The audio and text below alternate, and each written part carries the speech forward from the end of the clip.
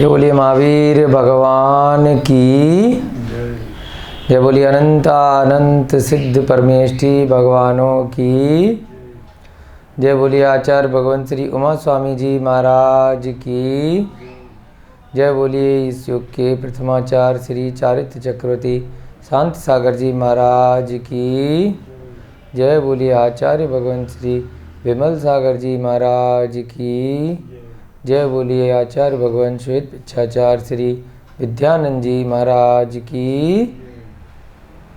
सभी को जय जिनेन्द्र, जय दुजड़ंदो। हम सभी लोग तत्वार सूत्र की 102 कक्षाएं अब तक कर चुके हैं। सप्तम अध्याय हमारा चल रहा है।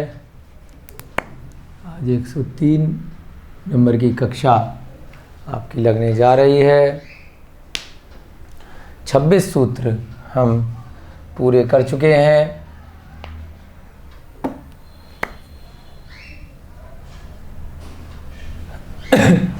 व्रतों का वर्णन यहाँ पर चल रहा है।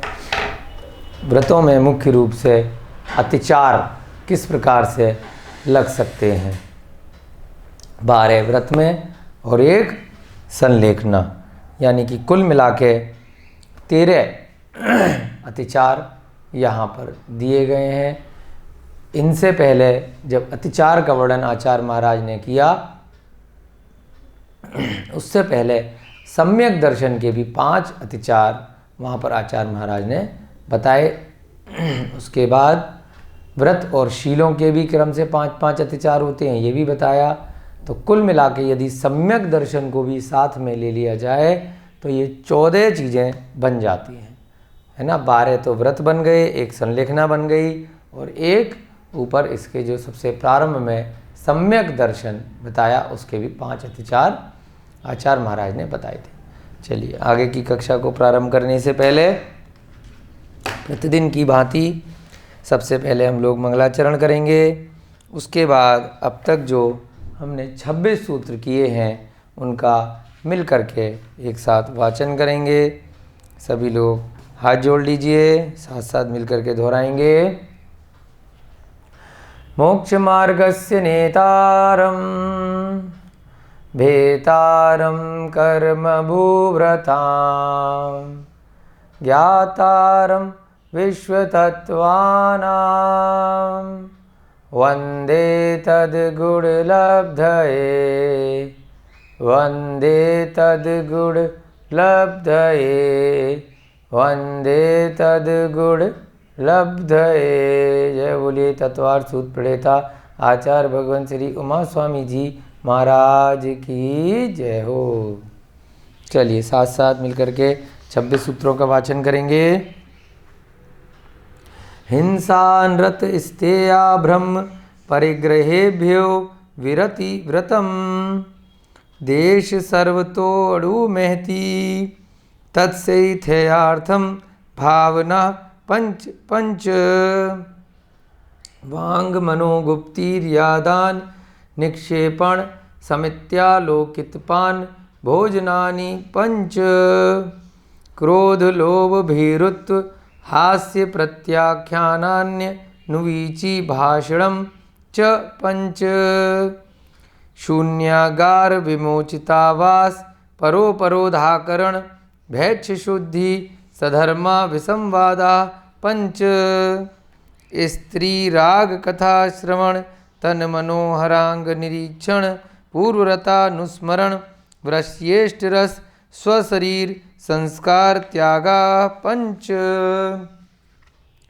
मनोज्ञा मनोज्ञेन्द्रिय विषय राग द्वेष वर्जनानि पंच हिंसा दिशविहा मूत्रापाया वध्य दर्शनम दुःखमेव वा मैत्री प्रमोद कारुण्य माध्यस्थ्यानि च सत्वगुणाधिक क्लिश्यमाना विनयेषु जगत्काय स्वभावो वा संवेग वैराग्यार्थम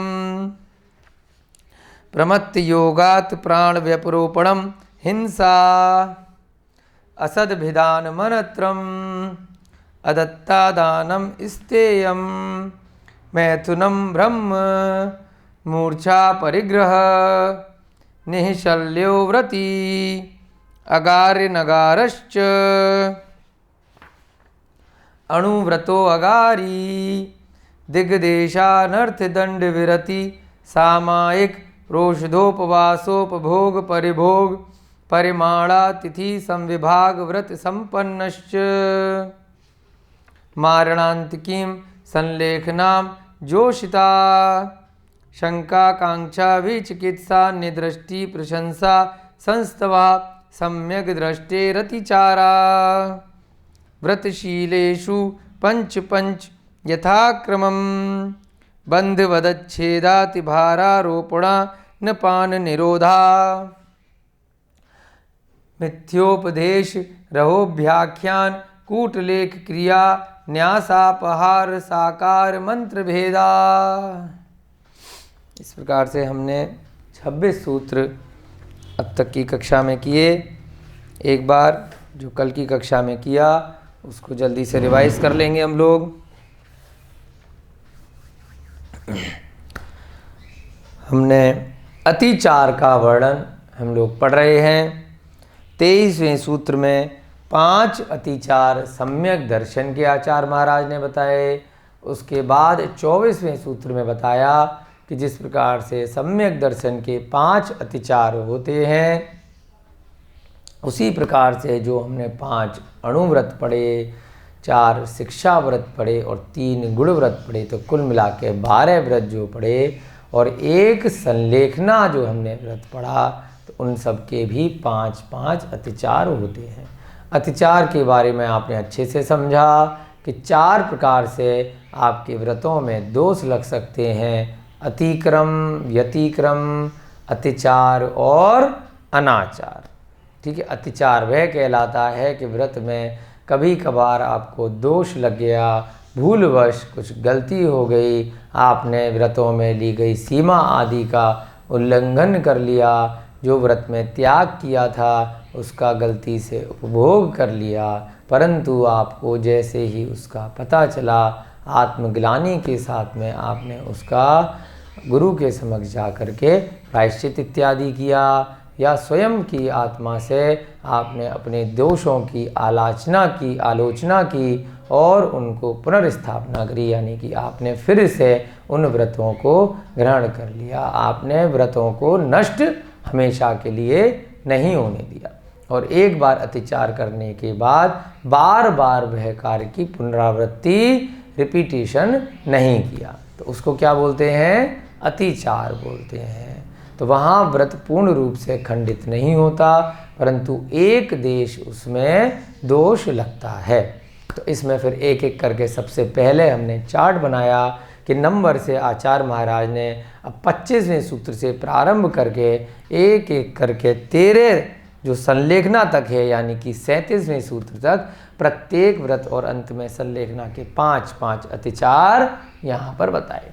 तो 25वें सूत्र में हमने क्या देखा? तो पहला व्रत था आपका अहिंसा अणुव्रत।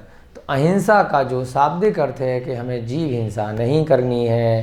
तो एक तो हमें मांस का आहार नहीं करना, अंडे का, मांस का, शहद का, कोई भी ऐसा अभक्ष्य पदार्थ जिसमें जीवों की उत्पत्ति हुई हो, ऐसी मर्यादा के सहित ही भोजन करना है। मर्यादा से रहित भोजन का हमें उपभोग नहीं करना, वो तो सीधे सीधे हिंसा हो गई। और उसके बाद अणुव्रत में हमें दोष अनजाने में कैसे लग सकता है, ये आचार्य महाराज ने 25वें सूत्र में बताया। तो उसमें हमने क्या देखा?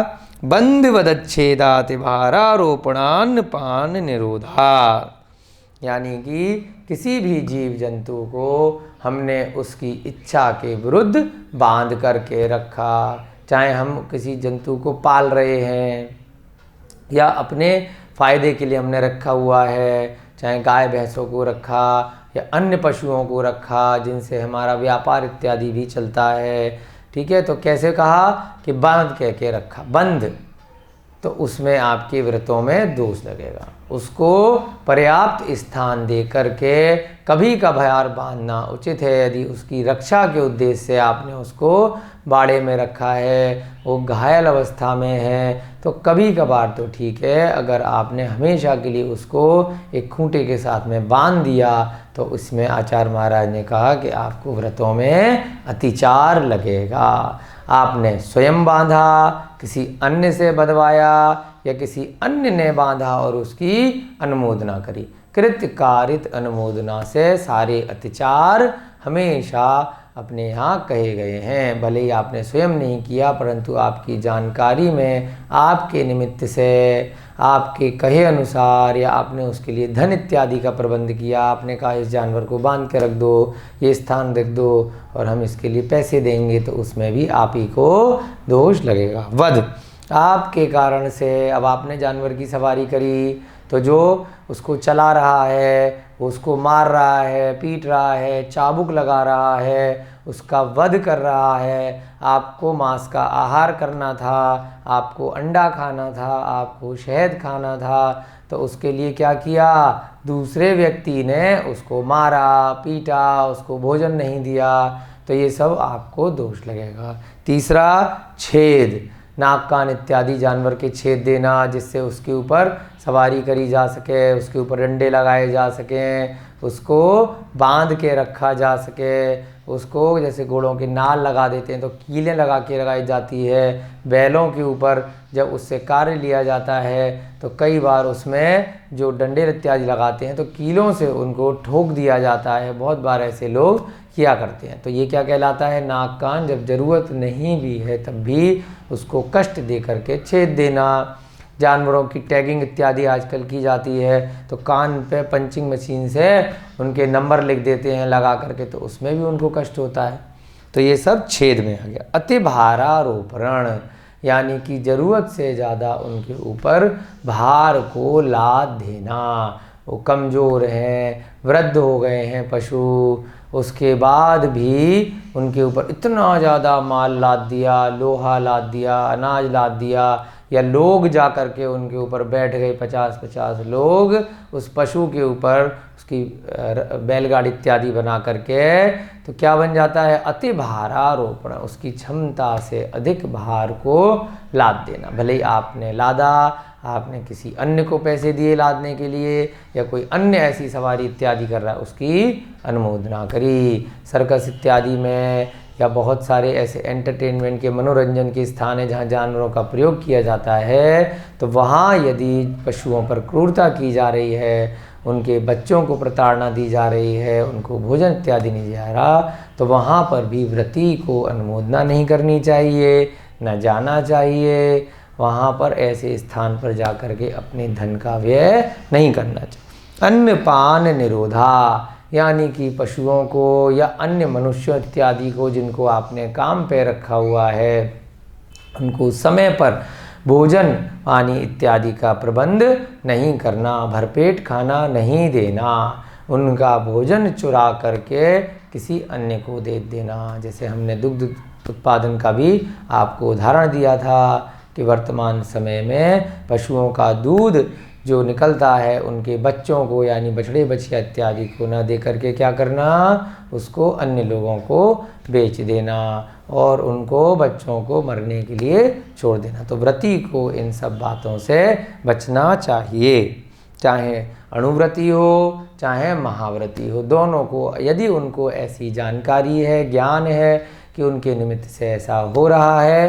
तो उन्हें ऐसा उपभोग ऐसे पदार्थों का नहीं करना चाहिए। ये चीज़ किसी मनुष्य पे भी लागू हो सकती है और पशु पे भी लागू हो सकती है। ये पांचों प्रकार की जो हिंसा कही जा रही है, ये यदि आपने किसी कर्मचारी इत्यादि को रखा, उस पर भी यदि इस प्रकार से अत्याचार किए तो आपके अहिंसा अणुव्रत में दोष का कारण है।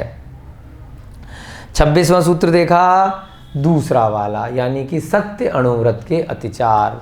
यहाँ पर क्या बताए? मिथ्या का उपदेश, यानी कि मिथ्या दर्शन का, असत्य का उपदेश देना। आपको सम्यक दर्शन है, सम्यक ज्ञान है, उसके बाद भी आप क्या कर रहे हैं? मिथ्या का उपदेश दे रहे हैं। कुशास्त्रों द्वारा रचित जो ग्रंथ इत्यादि हैं उनका उपदेश दे रहे हैं, और जो संसार में वर्तमान में जो बातें हैं जो मिथ्या हैं, झूठ हैं, उनका उपदेश देना। अपने मन से जो पूर्वाचार्यों द्वारा रचित ग्रंथ हैं उनमें कुछ कुछ बातें जोड़ देना, जिससे अर्थ का अनर्थ हो जाए, उसका मतलब ही पूरी तरह से परिवर्तित हो जाए। तो ऐसे उपदेश देना किस में आएगा? सत्य की श्रेणी में ना करके असत्य बन जाएगा।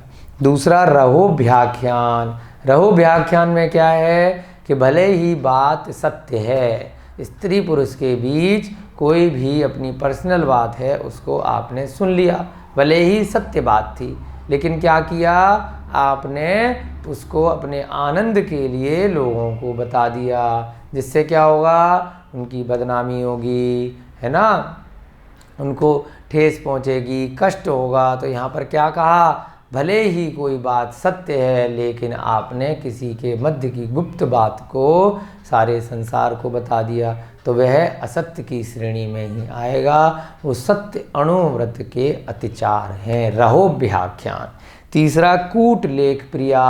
आपने ऐसे नकली दस्तावेज तैयार कराए जिससे कि किसी की संपत्ति को हड़पा जा सके, तो आपने स्टाम्प पेपर चेंज कर दिए, आपने जाली दस्तखत कर दिए, कोई भी ऐसे सिग्नेचर कहीं पर कर दिए किसी के चेक पर, जिससे कि उसकी धन को आप ले सको। ये सब किस में आएगा? ये सब सत्य अणुव्रत के अतिचार हैं। कूट लेख प्रिया। न्यासापहार। किसी ने आपके भरोसे पर कोई संपत्ति, धन, है ना, सोना इत्यादि रखा कुछ समय के लिए, उसके बाद आपने उसको जानबूझ करके बाद में बदल दिया या हड़प लिया, उसको धन वापस देने के बाद भी उसकी संपत्ति को बदल करके वापस कर दिया, नकली दे दिया, या कह दिया आप तो हमें देके ही नहीं गए थे। न्यास का अपहार कर लेना, संपत्ति को किसी की हड़प लेना, किसी की ज़मीन पर कब्जा कर लेना, है ना, ये सब किस में आएंगे? न्यास अपहार में। तो व्रती को ये सारे कार्य नहीं करने चाहिए। साकार मंत्र भेदा। ये भी जैसे न्यासोपहार था, रहोव्याख्यान था, उसी प्रकार से साकार मंत्र भेदा है। यहाँ पर क्या है कि वहाँ तो किसी के मध्य की बात को बताया जा रहा था, यहाँ क्या है साकार मंत्र भेदा में कि इशारे द्वारा भी आपने किसी की गुप्त बातों को अन्य लोगों को बता दिया।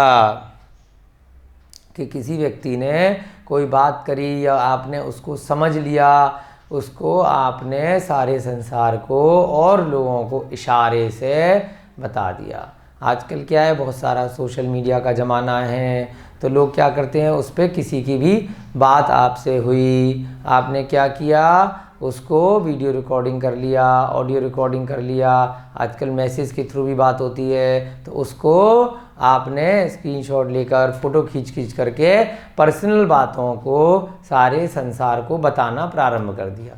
तो जिससे क्या हुआ, दूसरे की बदनामी हुई, दूसरे की पर्सनल बात, जो व्यक्तिगत बात थी, उसको संसार के समक्ष प्रस्तुत होना पड़ा। तो उससे क्या होता है, कष्ट पहुंचता है, किसी के भी दिल को ठेस पहुंचती है, कष्ट पहुंचती है। तो जिस भी व्यक्ति ने कार्य किया होता है तो उसको बहुत बड़ा दोष लगता है। तो इसलिए व्रती को इन सब कार्यों से बचना चाहिए। ना तो साकार मंत्र भेदा करना चाहिए, न न्यास उपहार, न रहोव्याख्यान, न कूटलेख क्रिया, और ना ही मिथ्या का यानी असत्य बातों का उपदेश देना चाहिए। तो इस प्रकार से हमने 26 सूत्र किए। आज आपका यहाँ पर 27वां सूत्र प्रारंभ होने जा रहा है, जिसका नाम क्या है, अचौर्य अणुव्रत के अतिचार। अचौर्य माने चोरी नहीं करना। सभी की हम पहले 5 भावनाएं देख चुके हैं कि इन व्रतों की स्थिरता के लिए हमें कौन कौन सी बातों का ध्यान रखना है। उसके बाद आचार्य महाराज ने इन सब की परिभाषा भी एक एक सूत्र में बताई कि हिंसा क्या होती है, झूठ क्या होता है, चोरी क्या होती है ना, ब्रह्मचर्य का उल्टा कुशील क्या होता है, और परिग्रह क्या होता है। ये सब बातें पहले समझाई। अब एक एक करके इनमें अतिचार कैसे लग सकते हैं ये बता रहे हैं। तो चौर्य माने चोरी करना, और अचौर्य माने चोरी नहीं करना। अब चोरी नहीं करने का व्रत लिया था तो उसमें दोष कैसे लग सकते हैं। चलिए देखते हैं 27वें नंबर का सूत्र। स्तेन प्रयोग तदा हृतादान। स्तेन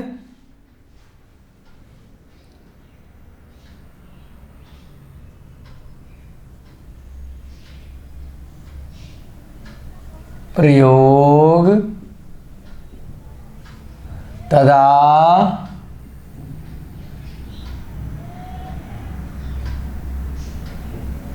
हृता दान। विरुद्ध राज्यातिक्रम। विरुद्ध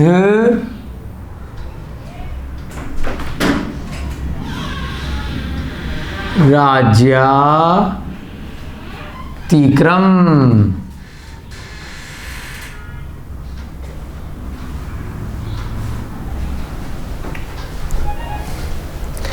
हीनाधिक मानोन्मान प्रतिरूपक व्यवहारा। हीनाधिक मानोन्मान। हीनाधिक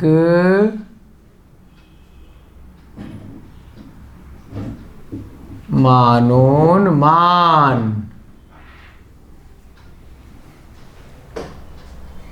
प्रतिरूपक व्यवहारा। प्रतिरूपक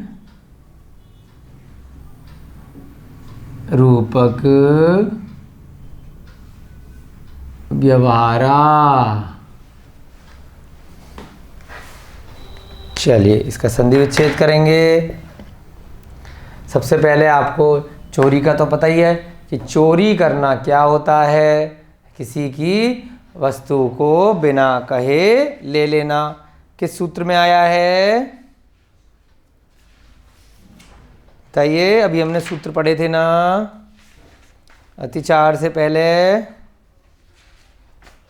अदत्तादानम स्तेयम। सूत्र संख्या 15 में किसी की वस्तु को क्या करना, बिना दिए हुए ले लेना। तो स्तेयम माने चोरी। स्तेयम का उल्टा क्या होता है, स्तेयम यानी कि चौर्य होता है, और उसका उल्टा क्या होता है, अचौर्य या अस्तेय। तो किसी की दी गई वस्तु को जिसने दी नहीं है, मार्ग में पड़ी हुई वस्तु को उठा लेना, उठा करके किसी और को दे देना, सब चोरी कहलाता है। और अचौर्य अणुव्रत आपने ले लिए, अब ये कार्य आपको नहीं करने हैं, तो उसमें अतिचार कब कब लग सकता है ये यहाँ पर बताया जा रहा है। स्तेन प्रयोग, स्तेन माने क्या होता है, चोरी को ही बोलते हैं, है ना। अदत्तादानम स्तेयम 15 नंबर वाले में स्तेय शब्द आया है। सबसे पहला जो सूत्र है इस अध्याय का, हिंसा नृत स्तेयाभ्रम। स्तेय माने चोरी, ठीक है। अब स्तेन प्रयोग, चोरी का प्रयोग करना। तदा हृतादान, तदा हृतादान। तदा कैसे बोलेंगे इसको, तदा हृतादान, यानी कि स्तेन प्रयोग के साथ भी लगाया जाएगा और स्तेन तदा हृतादान के साथ भी लगाया जाएगा, है ना। कि चोरी की वस्तु को प्रयोग करना, या फिर प्रयोग से क्या तात्पर्य यहाँ पे और निकल रहा है कि आपको चोरी करने की प्रेरणा देना किसी अन्य को। चाहे आपने चोरी की वस्तु को प्रयोग कर लिया, भले ही आपने खरीदी नहीं है ना, लेकिन आपको पता है कि चोरी करके लेके आई गई है, चोरी की गाड़ी है, उसको प्रयोग कर लिया। अब प्रयोग से यहाँ एक अर्थ और निकलता है कि चोरी की प्रेरणा देना, कि जिससे कि वह व्यक्ति आपके लिए चोरी करके ले आए। तरीके बताना कि कैसे चोरी की जा सकती है, ताला कैसे तोड़ा जा सकता है ना। आजकल क्या चल रहा है, आजकल डेटा चोरी भी चल रहा है। समय के अनुसार तरीके बदल जाते हैं, चीज़ें बदल जाती हैं, तो पहले सामानों की चोरी चलती थी, अब आजकल इंटरनेट के माध्यम से भी चोरी चला करती हैं कि किसी का डेटा चुरा लेना, किसी के कोई कागज़ चुरा लेना, है ना, जिससे आपका फ़ायदा हो जाए। कोई भी चीज़ आपने चुरा ली किसी भी प्रकार से, है ना, किसी का आजकल जैसे ईमेल आईडी होते हैं वो चुरा लेना, मोबाइल पे से कोई सामान है वो निकाल लेना, कोई ऐसी बातें निकाल लेना जिससे दूसरे को नुकसान हो जाए, तो वो सब क्या कहलाता है? स्तेन। तदाहर्तादान यानी कि खरीद लेना चोरी का सामान, है ना। आपको पता है कि ये व्यक्ति ये मोबाइल फ़ोन, ये घड़ी, कोई भी चीज़ें है वो चोरी करके लेके आया है, चोर बाज़ार में उसकी दुकान है, उसको आपने सस्ते दामों पे ख़रीद लिया, जान करके भी वो बता भी रहा है कि चोरी का माल है। आपको लगा कि चलो हमें क्या फ़र्क पड़ता है, हमारा 2 पैसे बच रहे हैं, फ़ायदा हो रहा है, लेकिन आपने क्या किया? उसको धन दे करके फिर से चोरी करने की प्रेरणा दी। फिर आप बोलेंगे कि नहीं भाई वो तो पहले कर ही लाया था, अब वो करता क्या, हमने ख़रीद लिया तो क्या किया? तो आपने क्या किया? अब उसकी चीज़ बिक गई, अब वो फिर खरीदेगा। चोरी की गाड़ी है, कोई भी ऐसा सामान है, आपको नहीं खरीदना। उसके बाद क्या कहा? विरुद्ध राज्य अतिक्रम। विरुद्ध राज्य अतिक्रम, अतिक्रम अतिचार में भी आया था। अतिक्रम व्यतिक्रम, यानी कि अतिक्रम का तात्पर्य वहाँ क्या था बताइए? Very good. दिए गए व्रतों में कुछ अनिच्छा का भाव हो जाना, तो वहाँ पर अतिक्रम का तात्पर्य वैसा था। यहाँ क्या है? विरुद्ध राज्य अतिक्रम, राजा के द्वारा जो कानून बनाया गया है, जो देश के प्रजा के भले में है, उसका उल्लंघन करना, है ना। राज्य में जैसे कोई कर इत्यादि लिया जाता है जिससे सभी समाज का भला होता है, वो धन का प्रयोग राष्ट्र की भलाई में, समाज की भलाई में यदि लगाया जा रहा है, फिर भी आपने कर इत्यादि नहीं देना, तो सीमाओं का उल्लंघन करना, जो राज्य में एक कानून बनाए गए हैं उनका उल्लंघन करना, तो वो भी क्या कहलाता है? विरुद्ध राज्य अतिक्रम। उसके बाद हीनाधिक मानोन्मान, हीन अधिक मानोन्मान, यानी कि व्यापार इत्यादि करते समय, क्योंकि अणुव्रती हैं, यहाँ पर क्या है? गृहस्थ श्रावक हैं, व्यापार भी कर सकते हैं, परंतु क्या किया? व्यापार में बेईमानी करना, जानबूझ करके सामान को कम ज़्यादा तोलना, या फिर हिसाब किताब में गड़बड़ी कर देना। किसी को आपको 1 लाख रुपया देना है, 1 जीरो जानबूझ के गलती कर देना, कि सामने वाले को क्या पता चलने वाला है। ये सब क्या है? माप तोल में गड़बड़ी करना, हिसाब किताब में गड़बड़ी करना। भूलवश हो गई तो कोई बात नहीं है, जैसे ही पता चला आप उसको ठीक कर दो, सामने वाले को बता दो कि भाई हमसे ये हिसाब में गड़बड़ी हो गई थी, आपको हमने पिछली बार गलती से कम वस्तु तोल के दे दी थी, अब आप ले लीजिए, लेकिन जान करके करना। अच्छा, भूलवश हो गई, आपको पता भी चल गया, फिर भी आपने ग्राहक को नहीं बताया, आपने कहा चलो फ़ायदा हो गया, तो अभी तो फ़ायदा हो गया, लेकिन व्रत आपने लिए थे, बाद में आपको कई हजार गुना इसी जन्म में या अगली पर्याय में सूद समेत चुकाना पड़ जाएगा। तो इसीलिए जैसे ही आपसे गलती हो जाए, हीन अधिक मान आप कर दें, आप उसको क्या करो? अतिचार मान करके तुरंत ठीक कर दो, उसको आत्मग्लानि करो, और उसके बाद दोबारा ऐसी गलती ना हो, ऐसे आप भगवान के समक्ष जा करके ऐसा निवेदन करो। उसके बाद प्रतिरूपक व्यवहारा, जानबूझ करके किसी व्यक्ति ने कोई माल मांगा, उससे मिलता जुलता नकली माल दे देना, ब्रांड चेंज करके ठप्पा लगा दिया, और असली कंपनी का माल कह करके डुप्लीकेट माल दे देना, है ना। जो वस्तु जैसी दिखती है उसी प्रकार से दिखने वाली कोई अन्य वस्तु जान करके जो सस्ते दामों पे आपको मिली है उसका व्यापार कर देना। यदि सामने वाले को पता है और आपने बता दिया कि ये चीज़ भाई सस्ती है, इसलिए है, ये दूसरी कंपनी ने बनाई है, तो आपने अगर बता करके किया, सामने वाले को धोखे में लेके नहीं किया, तो कोई दिक्कत नहीं है। अदरवाइज़ क्या माना जाएगा? आपने मूल्य तो ज़्यादा का ले लिया, परंतु आपने नकली वस्तु जो प्रतिरूपक थी, यानी कि मिलती जुलती वैसी ही उसकी कॉपी थी, तो वैसा आपने व्यवहारा यानी कि ऐसा व्यापार किया। तो ये सब किस में आते हैं? अचौर्य अणुव्रत के अतिचार। भले ही सीधे सीधे आपने चोरी नहीं की, आपने दूसरे का माल नहीं रखा, लेकिन अणुव्रत ले रखे हैं, तो ये सब चोरी के तरह ही माने जाएंगे और आपके अचौर्य अणुव्रत में अतिचार माने जाएंगे। कितने हो गए ये? स्तेन प्रयोग 1, स्तेन तदाहर्तादान 2, विरुद्ध राज्य अतिक्रम 3, हीनाधिक मानोन्मान 4, प्रतिरूपक व्यवहारा 5। तो इस प्रकार से इस वाले व्रत के यानी कि 27वें नंबर के सूत्र में तीसरे वाले अणुव्रत के 5 अतिचार यहां पर बताए। स्तेन के आगे क्या लिखेंगे हम? प्रयोग। फिर यहां पर दोबारा से लिखेंगे स्तेन तदा हितादान। चोरी करने की प्रेरणा देना या स्वयं चोरी की हुई वस्तु को खरीद लेना।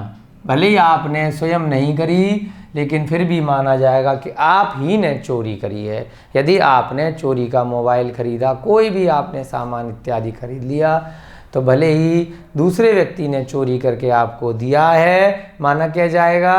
उसने तो किया ही है चोरी, आपने भी चोरी करी है, क्योंकि आपने ऐसा उसको धन दिया। विरुद्ध राज्यातिक्रम।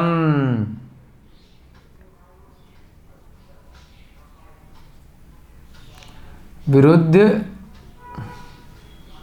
राज्यातिक्रम।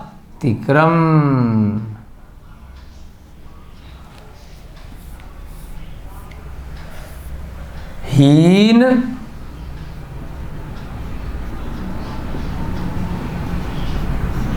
अधिक मानोन्मान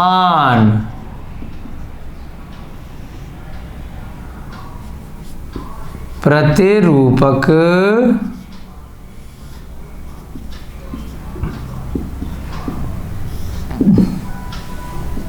व्यवहारा।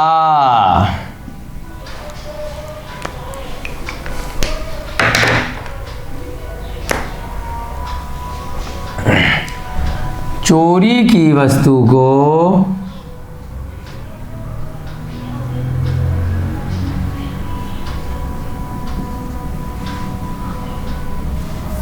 प्रयोग करना,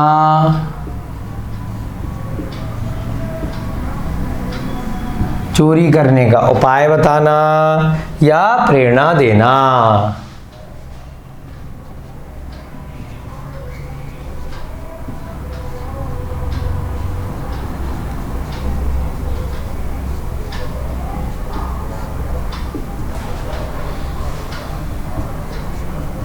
आजकल इंटरनेट पे बहुत सारे ऐसे तरीके बताए जाते हैं कि कैसे आप दूसरे लोगों का डेटा हैक कर सकते हैं, ईमेल आईडी हैक कर सकते हैं, चोरी कर सकते हैं, है ना, अन्य अन्य प्रकार से। तो वो सब किस में आते हैं? वो सब स्तेन प्रयोग में। क्या आपने कोई भी ऐसे आर्टिकल भी बनाए, लिख के आपने किताबों में छपवा दिए कि कैसे आप बहुत अच्छे से चोरियां कर सकते हैं, तो ये सब किस में आएगा? स्तेन प्रयोग। स्तेन तदाहर्तादान, चोरी की वस्तु को खरीदना। तदाहर्तादान आता है खरीदने के लिए, चोरी की वस्तु को खरीदना।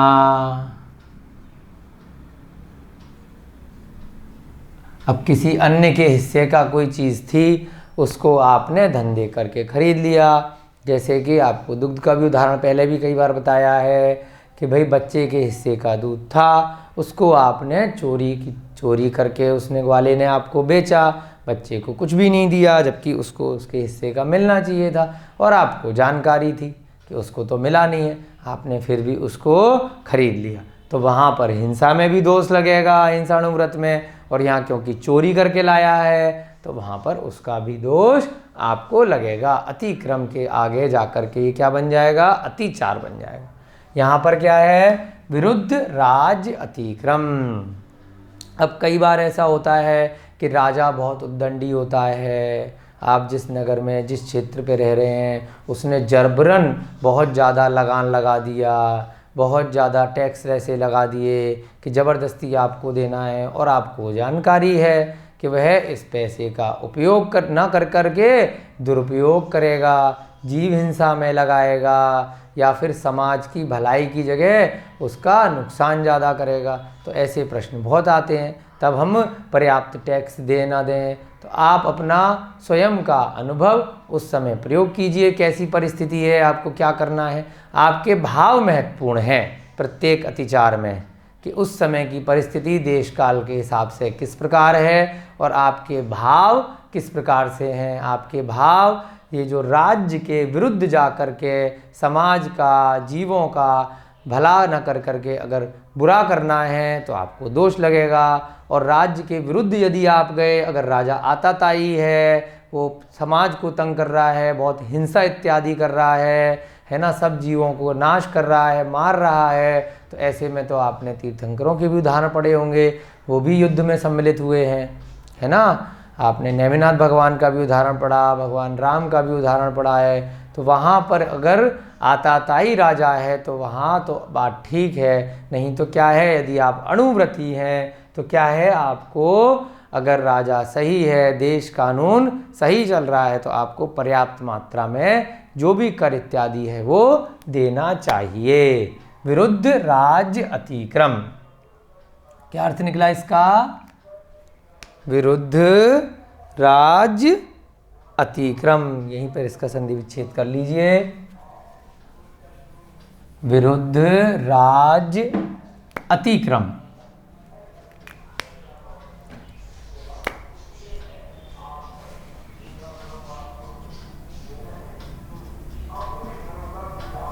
आपको अपना स्वयं का देश काल के हिसाब से यहाँ पर विवेक लगाना है कि कैसी परिस्थिति है, हमें कैसा व्यवहार करना चाहिए। आपके भाव महत्वपूर्ण हैं। राज्य के विरुद्ध चलना, अब जैसे एक उदाहरण अभी वर्तमान में आया कि राज्य ने एक कानून बनाया कि भाई संलेखना बैन कर दी गई पूरे देश के साथ में।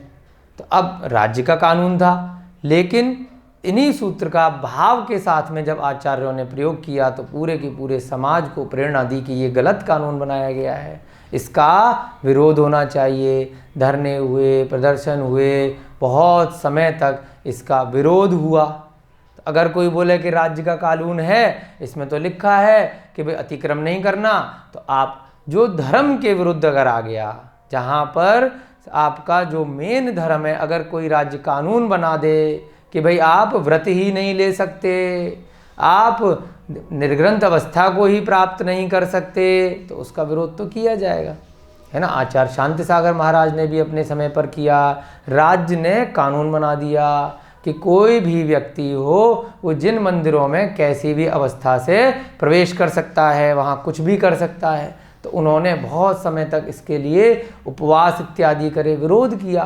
तो उसके बाद कानून सरकार को वापस लेना पड़ा कि कैसे भी मंदिरों पे कोई भी आकर के कब्जा कैसे कर लेगा, कैसे भी वस्त्रों से उसको धर्म को मानने वाला हो या ना हो, वो कैसे गलत तरीके से प्रवेश कर सकता है। तो इसलिए आपको भाव देखना है प्रत्येक समय। बहुत सारे ऐसे उदाहरण आपको प्रथमानुयोग में ही मिलेंगे, वर्तमान परिप्रेक्ष्य में भी मिलेंगे कि आपने यदि धर्म की रक्षा के लिए राज्य का विरोध किया है तो उसमें कोई बुराई नहीं है। लेकिन यदि राजा या जो कानून है देश का यदि सही चल रहा है और तब भी आप उसका विरोध कर रहे हैं, अपने फ़ायदे के लिए बेवजह धरने दे रहे हैं, प्रदर्शन कर रहे हैं, हड़तालें कर रहे हैं, लोगों को तंग कर रहे हैं, रास्ते जाम कर रहे हैं, किस लिए, अपनी राजनीति के लिए, अपने पर्सनल फ़ायदे के लिए, तो वो सब व्रती के लिए मना है ना। केवल तब कर सकता है जब वो धर्म के विरुद्ध यदि कोई राजा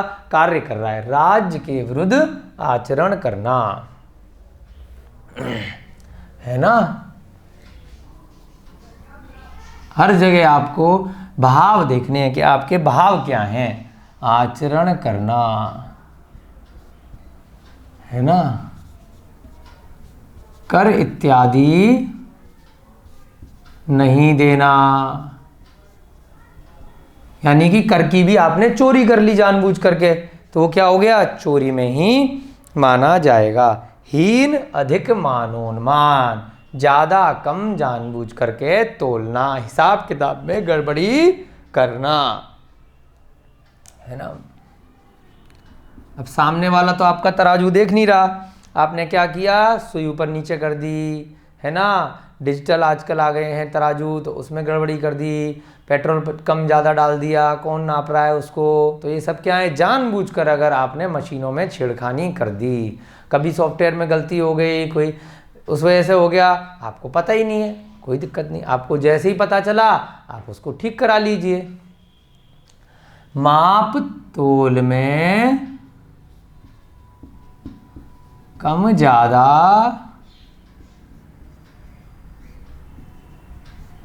सामान देना।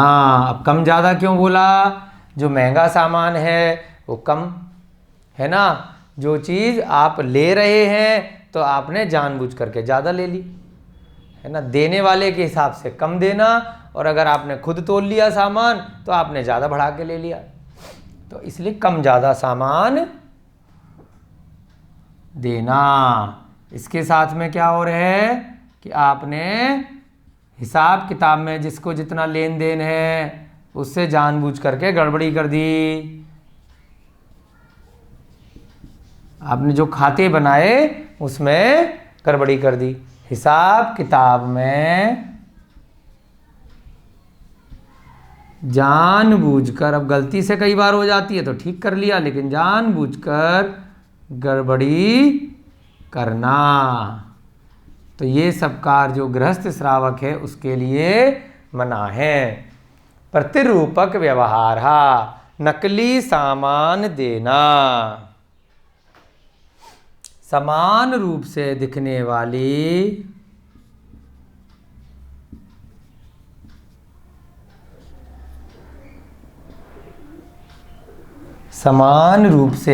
वाली महंगी वस्तु में सस्ती वस्तु देना।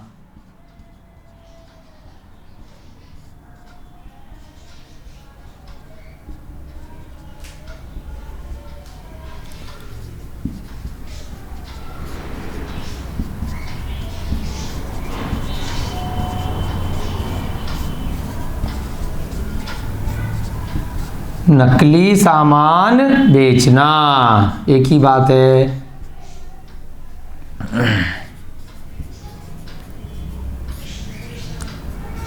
पैसे ले लिए दूसरी क्वालिटी के, दूसरी कंपनी के, और ठप्पा लगा करके दूसरी कंपनी का माल चेंज करके स्लिप लगा करके दे देना। तो ये सब क्या कहलाते हैं, स्तेन के दोष हैं, यानी कि चोरी कहलाते हैं। अचौर्याव्रत के अतिचार कहलाते हैं। उपर्युक्त 5 कैसे हुए, 1 2 3 4 और 5, अर्थात उपर्युक्त 5 किसके, अचौर्याणु व्रत के, अचौर्याणु व्रत के अतिचार हैं। एक बार करने के बाद ठीक किए जा सकते हैं, लेकिन बार बार पुनरावृत्ति इसकी नहीं होनी चाहिए। आ गई बात समझ में आपको। ये सारी चीज़ें हर सूत्र में कृतकार्य अनुमोदना साथ में लगेगी, और भाव की प्रधानता आपको प्रत्येक अतिचार में साथ में देखनी है कि कभी आपको ये कार्य करने पड़ जाएं तो आपका उद्देश्य क्या है। जीव हिंसा से बचाने का तो उद्देश्य नहीं था, आपने कोई चीज़ किसी की उठा के इसलिए रख ली क्योंकि कुछ समय के लिए वहाँ पर कोई ऐसी परिस्थिति बनने वाली थी कि भाई वहाँ पर किसी जीव की हिंसा हो सकती थी, कोई भी ऐसा कारण है तो आपको दोष इत्यादि नहीं लगेगा। भाव देख करके आपको ये सारे कार्य करने। चलिए अगला सूत्र करेंगे, 28वें नंबर का ब्रह्मचर्य। ब्रह्मचर्य का उल्टा पाप क्या था? कुशील, यानी कि पर स्त्री गमन इत्यादि कुशील पाप कहलाते हैं। और यदि आपने ब्रह्मचर्य अणुव्रत लिए हैं, ब्रह्मचर्य महाव्रत ले लिया, तो क्या मतलब है कि अब आप विवाह इत्यादि नहीं करेंगे, कर चुके हैं तो आपने सब कुछ छोड़ दिया है, आप मुनि महाराज निर्गंत अवस्था को प्राप्त कर गए। अब यदि गृहस्थ श्रावक हैं फिर भी आप ब्रह्मचर्य अणुव्रत ले चुके हैं तो उसमें क्या होगा? आपको संयम के साथ में रहना है। तो अब क्या करना है आपको? घर में रहते हुए संयम कैसे पालन करेंगे? अब उसके अगर ये दोष लगा रहे हैं तो संयम आपका पालन नहीं हो पाएगा। कौन से दोष लगा रहे हैं? अब इस सूत्र में हम आगे पढ़ने जा रहे हैं।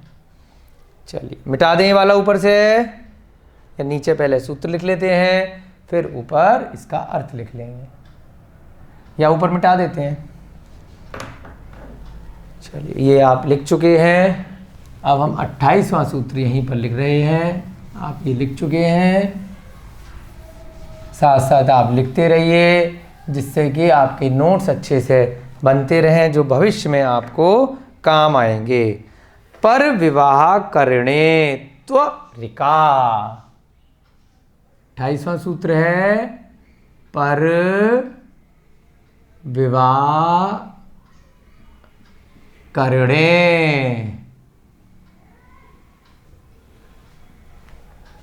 त्वरिका।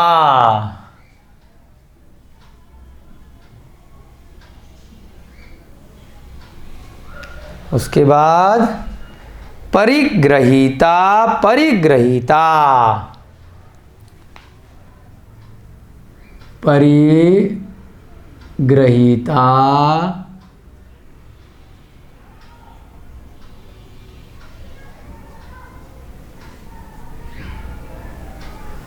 परिग्रहीता, गमनानंग क्रीड़ा, गमनानंग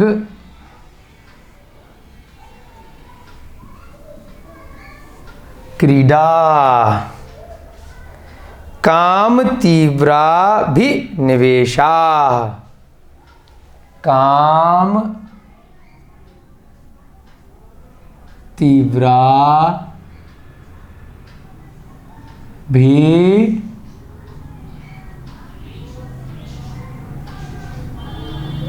निवेशा।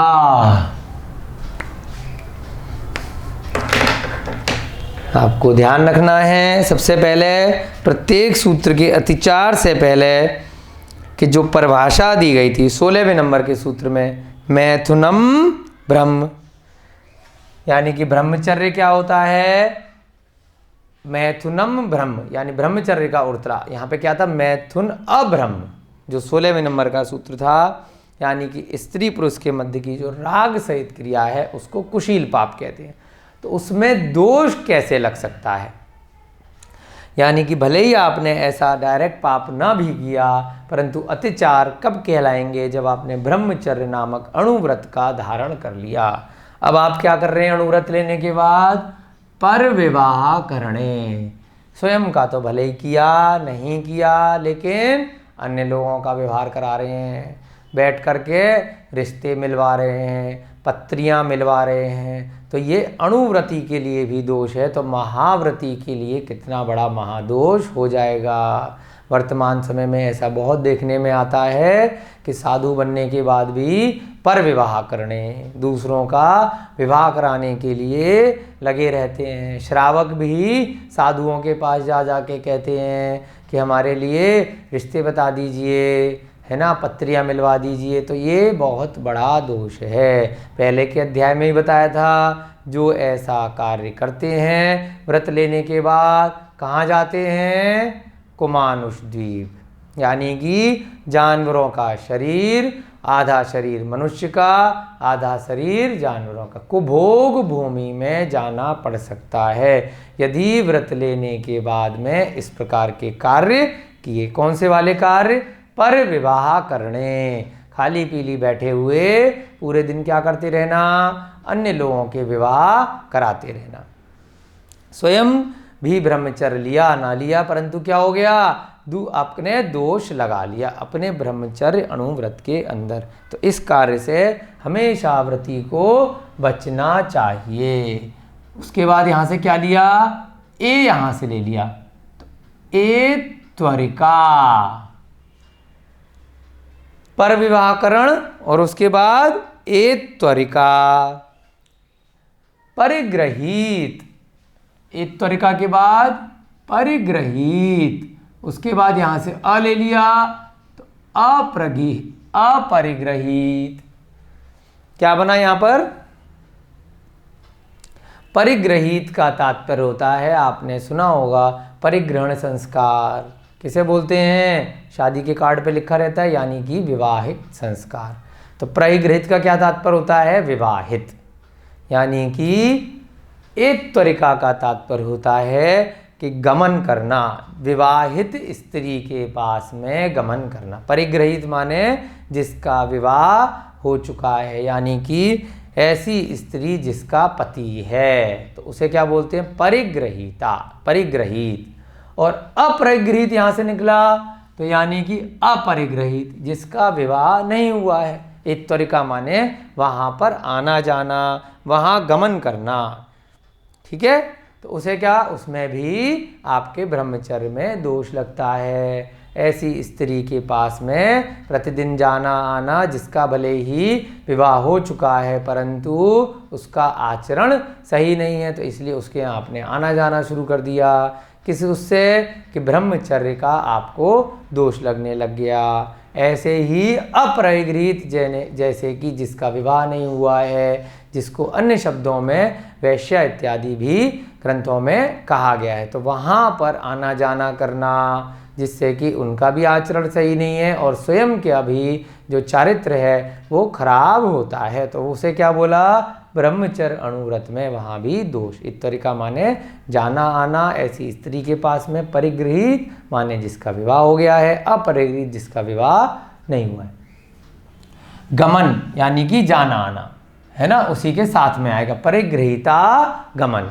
और यहाँ से क्या निकालेंगे, अनंग क्रीड़ा, यानी कि काम सेवन के जो अंग इत्यादि हैं उनके अतिरिक्त अंगों से काम सेवन इत्यादि की क्रीड़ा इत्यादि करना। ये सब भी क्या है, क्योंकि अणुव्रती है वहाँ पर वो गृहस्थ जीवन में रह सकता है, परंतु क्या किया, काम सेवन के अतिरिक्त अंगों से क्रीड़ा करने को भी ब्रह्मचर्य अणुव्रत में दोष बताया गया है।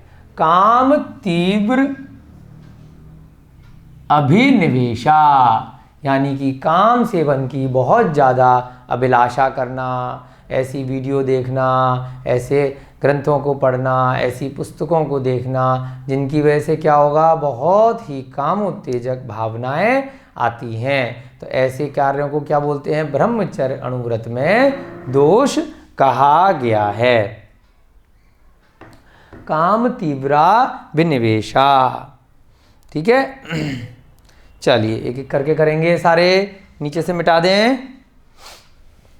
ये आपने इस 3 प्रयोग का आपने नोट कर लिया होगा। अब हम किसका देख रहे हैं, ब्रह्मचर्य अणुव्रत के अतिचार यहाँ पर पढ़ रहे हैं। सबसे पहला क्या बताया, ये सब बातें आपको पढ़ करके याद भी करनी है और अपने जीवन में प्रति समय प्रयास करना है कि हमारे किसी भी कार्य से कृतकारित अनुमोदना से इस प्रकार के दोष ना लगें। यदि कोई अन्य व्यक्ति व्रत लेने के बाद भी ऐसे कार्य कर रहा है तो उसको हम बोध सकते हैं, समझा सकते हैं, उनका स्थितीकरण कर सकते हैं कि ये गलती कर रहे हैं, आप इसमें सुधार कीजिए।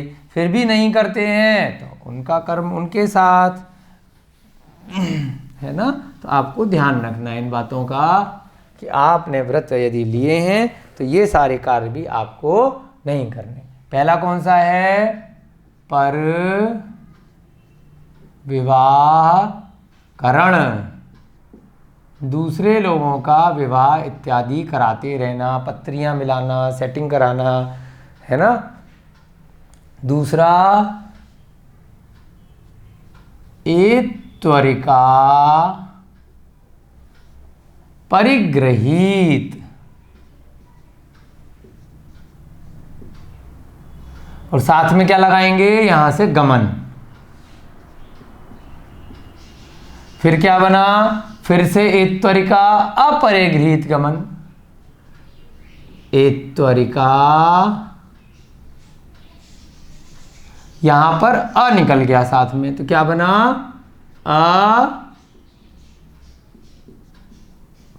परिगृहीत गमन। परिगृहीत माने होता है जिनकी शादी हो गई है, पारिग्रहण संस्कार जिनका हो चुका है, और यहाँ पर जिनकी शादी नहीं हुई है, ऐसी स्त्री के पास गमन करना, ऐसी स्त्री के पास जिनकी शादी नहीं हुई है वहाँ पर गमन करना।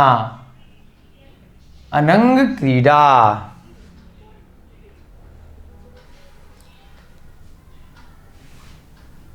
अनंग क्रीड़ा, उसके बाद काम तीव्र अभिनिवेशा, अभिनिवेशा का तात्पर्य यहाँ पे एक तरह से अभिलाषा, इच्छा से है। काम तीव्र अभिनिवेशा,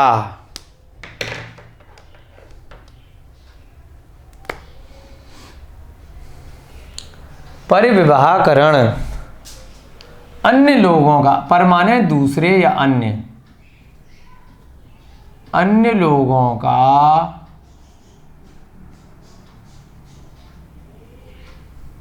विवाह करवाना, उनके रिश्ते मिलवाना, पत्रियां मिलवाना, है ना, साधु बनने के बाद या व्रत लेने के बाद।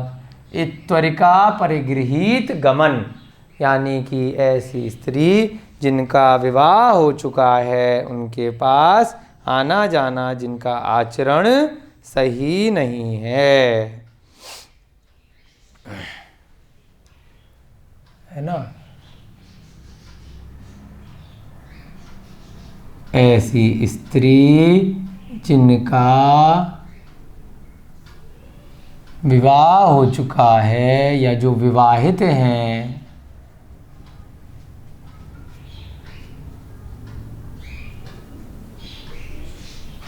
परंतु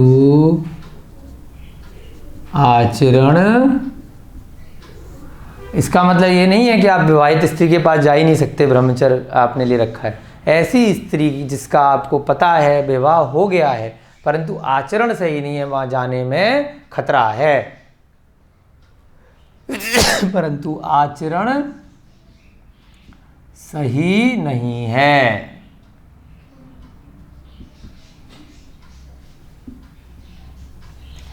ना, वहां गमन करना, वहां आना जाना, यानी कि इसको क्या बोलते हैं, पति सहित,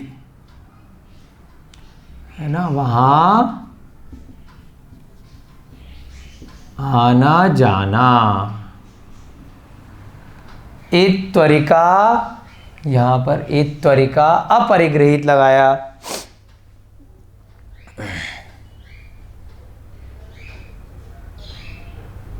तो क्या बना इसका,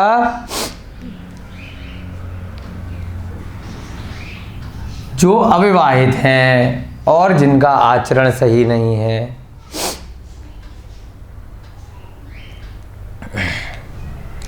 है ना, अविवाहित स्त्री, अविवाहित स्त्री,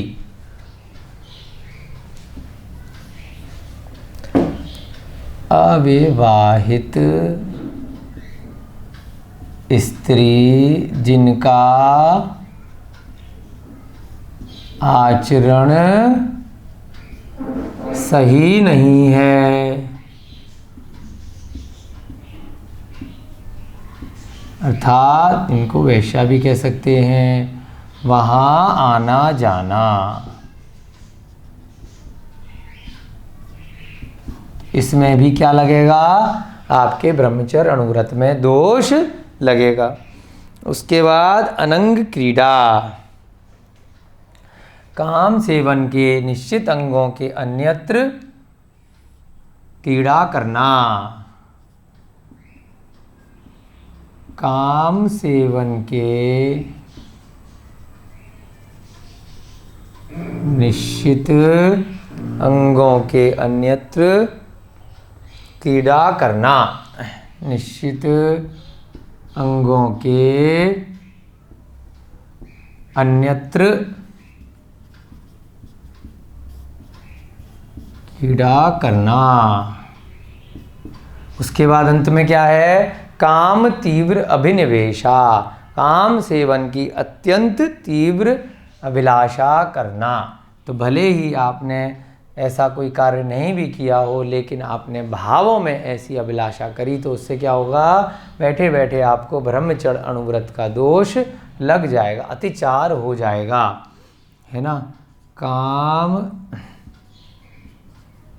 सेवन की तीव्र अभिलाषा, इस कारण से क्या करना? इस प्रकार के वीडियो देखना, फोटो चित्र इत्यादि देखना, मूवीज़ देखना जिनमें, या ऐसे भोजन पदार्थों का सेवन करना जो कामोत्तेजक हों, है ना। ऐसे बहुत सारे गरिष्ठ पदार्थों का सेवन करना। वैसे भी पहले स्थियार्थम में आपके बताए थे कि ब्रह्मचर्य आपका स्थिर रहे, उसके लिए कैसी कैसी भावनाएं करनी हैं। तीव्र अभिलाषा करना, ये सब किस में आ गए? अर्थात कितने हो गए ये? 1 2 3 4 और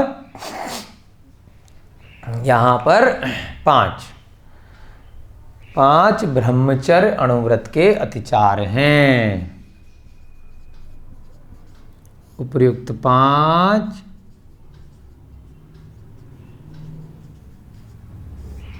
ब्रह्मचर्य अणुव्रत के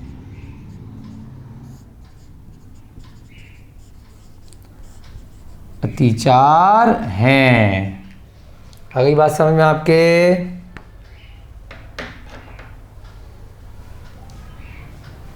अब जैसे ये वाला जो दूसरा है, इत्त्वरिका परिगृहीत गमन, इसकी जब संधि करके एक साथ लिख सकते हैं तो ये इत्त्वरिका इसके बाद भी आ सकता है ना। अभी यहाँ पे क्या है? इत्त्वरिका पहले लिखा हुआ है, तो इस प्रकार से लिखा। जब इसका अर्थ हम करते हैं तो यहाँ पर इसको अगर संधि करेंगे, यहाँ पर आपको नीचे नोट में लिखा सकते हैं, इत्त्वरिका परिगृहीत गमन। इत्त्वरिका परिगृहीत गमन। जब इसकी संधि अगर करते हैं तो परिगृहीत को पहले भी ले सकते हैं, तो क्या बन जाएगा ये? परिगृहीते व त्वरिका गमन। ये परिगृहीत पहले आ गया और ये इत्त्वरिका बाद में आ गया, तो कैसे लिख सकते हैं संधि के साथ में? परिगृहीते, यानी जिनका परिग्रहण हो चुका है, ऐसी स्त्री के साथ गमन करना। परिगृहीते त्वरिका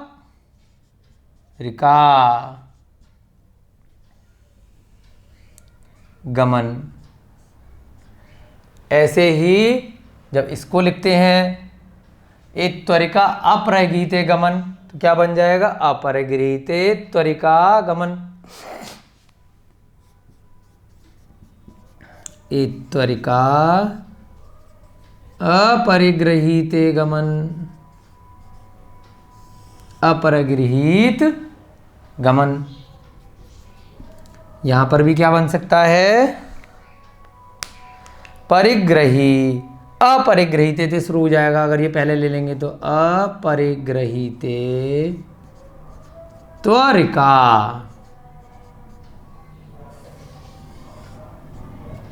गमन। यानी कि जिसका शादी हो चुकी है ऐसी स्त्री के पास गमन, जिसकी शादी नहीं हुई है ऐसी स्त्री के पास गमन। इस प्रकार से ये इनको आगे पीछे करके भी लिखा जा सकता है, इसका जब हम शाब्दिक अर्थ करते हैं।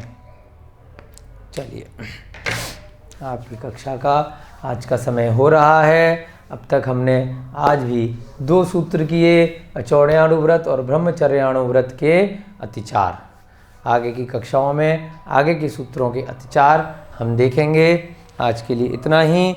जय बोलिए भगवान महावीर स्वामी की, जय बोलिए आचार्य भगवान श्री उमा स्वामी जी महाराज की, जय बोलिए चारित्र चक्रवर्ती श्री शांति सागर जी महाराज की, जय बोलिए आचार्य भगवान श्री विमल सागर जी महाराज की, जय बोलिए आचार्य भगवान गुरुदेव श्वेत पिच्छाचार्य श्री विद्यानंद जी महाराज की।